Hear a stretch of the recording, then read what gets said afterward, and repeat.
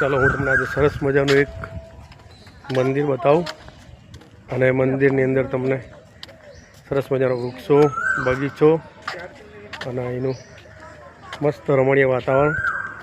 અહીંયા સરસ મજાની ભોજનશાળા છે. અહીંયા રેસ્ટ હાઉસ માટે પણ રોકાવાનું છે. અહીંયા મેઇન ગેટ છે પાછળ, તમે જોઈ શકો છો. એ પાછળ બધી રહેવાની વ્યવસ્થા છે અને સરસ મજાનું મંદિર છે. એના વિશે તમને થોડી માહિતી આપું. મારી પાછળ તમે જોઈ શકો છો.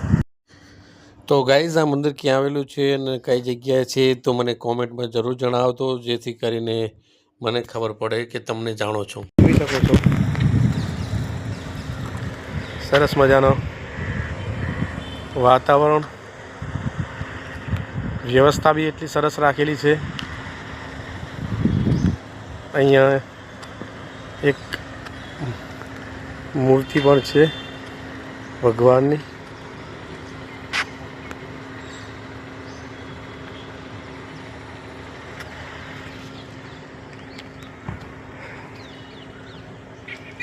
અહીં મારી પાછળ તમને સરસ મજાની મૂર્તિ દેખાશે, તમે જોઈ શકો છો.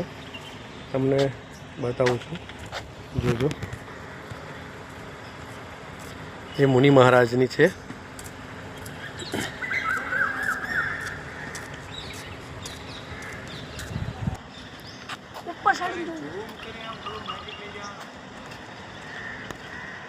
બહુ વિશાળ મૂર્તિ છે મુનિ મહારાજની.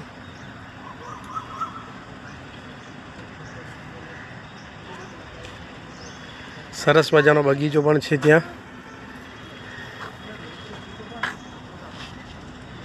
અહીં બાજુમાં તમે જોઈ શકો છો સરસ મજાની પાણીની પરબ આપેલી છે, જે બાળકો માટે કે કોઈ વ્યક્તિઓ ગમે તે નીકળે અહીંયા પ્રવાસી, તેમના માટે પાણીની વ્યવસ્થા. અહીં સરસ મજાના 2 ડોગી પણ છે.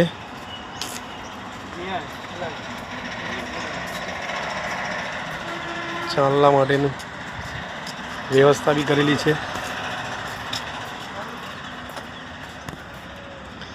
અહીંયા તમે જોઈ શકો છો સરસ મજાના 2 મહિપતરાય વિજલાલ શાહ અને લતાબેન મહિપતરાય શાહ, એમની 2 મૂર્તિઓ બી આપેલી છે. અહીંયા મંદિરના 2 પ્રસ્થાન માટે ઉપર ચડવા માટેની સીડી. તમે એક્ઝેક્ટ મારી પાછળ જોઈ શકો છો. એક સરસ મજાનો બીજો બી ગેટ છે, જ્યાં પાછળ તમે જોઈ શકો. ચલો હું તમને ત્યાં બતાવું. અને મારી પાછળ જોઈ શકો છો તમે સરસ મજાનું બહુ વિશાળ મંદિર છે. અહીંયા તમે જોઈ શકો છો જે નજારો જ કંઈક અલગ છે.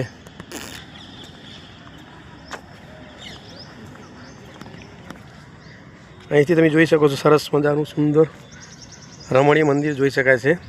હાય ગાઈઝ, મારી ચેનલમાં તમે નવા હોય તો લાઇક કરજો, શેર કરજો, સબસ્ક્રાઈબ કરજો અને બેલ બટન દબાવવાનું તો બિલકુલ ના ભૂલતા, જેથી કરીને મારા નવા વિડીયો તમારી સુધી પહોંચ્યા રહે અને તમે નવી જાણકારી મળતી રહે. તો મારા વિડીયોમાં તમને કેવું લાગે છે એની કોમેન્ટ કરજો અને મને જરૂરથી જણાવજો. મળીએ છીએ ત્યાં સુધી આ જ વિડીયોની અંદર નેક્સ્ટ વ્લોગમાં.